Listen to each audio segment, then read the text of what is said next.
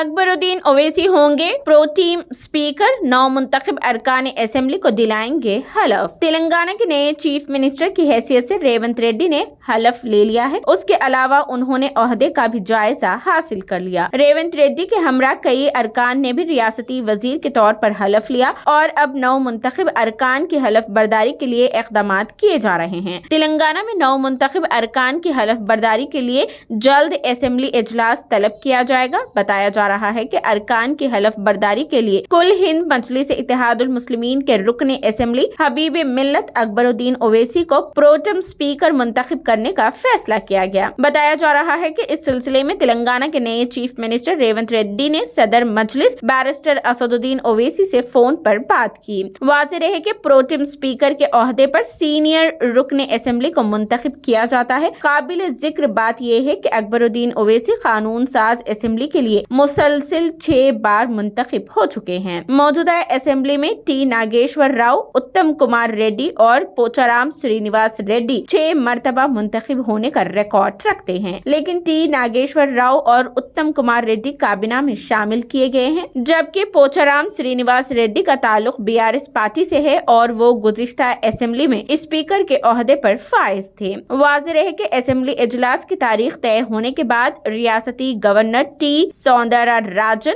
राजभवन में pro tem speaker को हलफ दिलाएगी और बाद में वो असेंबली में 9 मुंतखब अरकान को हलफ दिलाएंगे।